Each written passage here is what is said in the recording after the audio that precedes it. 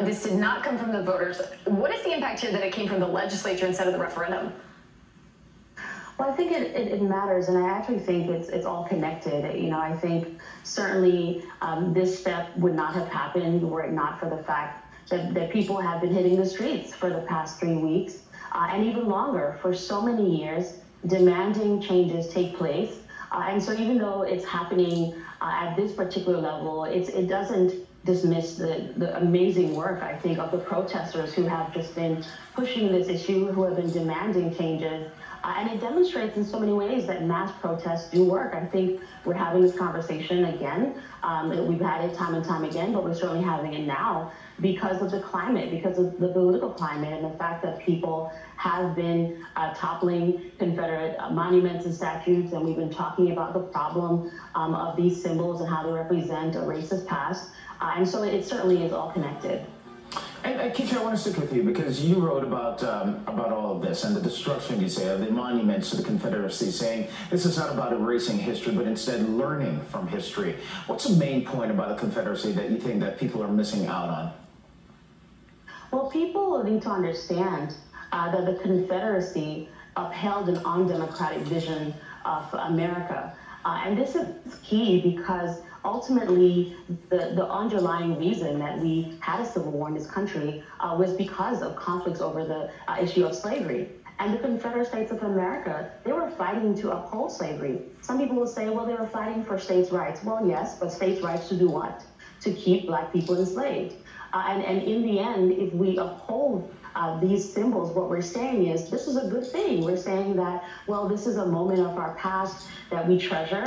And I would hope that we're at a place where we can recognize that slavery was wrong.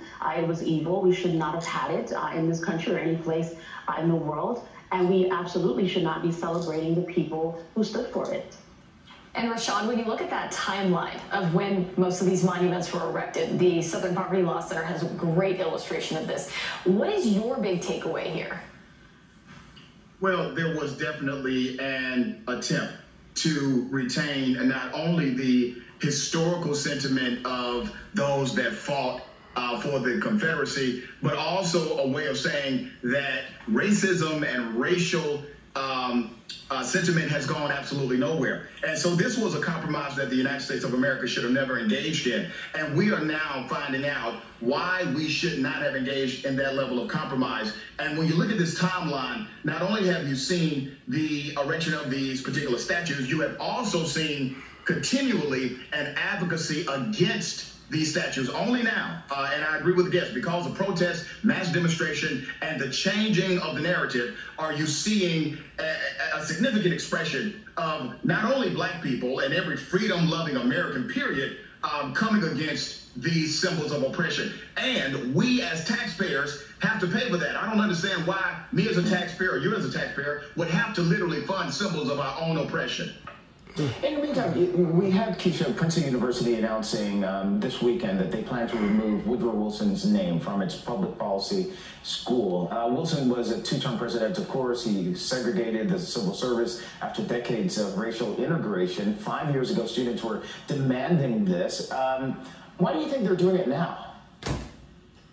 Once again, we really go back to the climate, to the mass protest. And I attended Princeton, and for many years, you know, I was there 2009 to 2014, pursuing a PhD in history. And I remember just walking by that building over and over again and wondering, why in the world are we even celebrating someone like Woodrow Wilson? I studied history, and I knew certainly how racist he was. I knew the role he played even in the U.S. occupation of Haiti. The list just goes on and on when you look at his administration. And certainly back then, people were talking about the problem of having his name on the building, on several buildings actually. But again, the climate. People have hit the streets. People are pointing out that Black Lives Matter. People are saying enough is enough. We need to actually take a stand.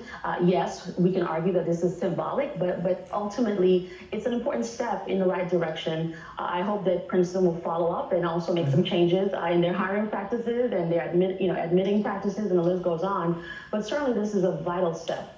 And a real vital step, going back to Rashad's point, I should point out, the biggest hip-hop group of all time does have a mural in Little 5 Points in Atlanta 30 That's feet a tall. start. It's a start. It's a start. It's 30 feet tall. Go check it out. It's in black and white. Tribute to Outcasts. Which Keisha Blaine and Rashad Ritchie. we need more music you. from them as well. Thanks, guys. All right. That's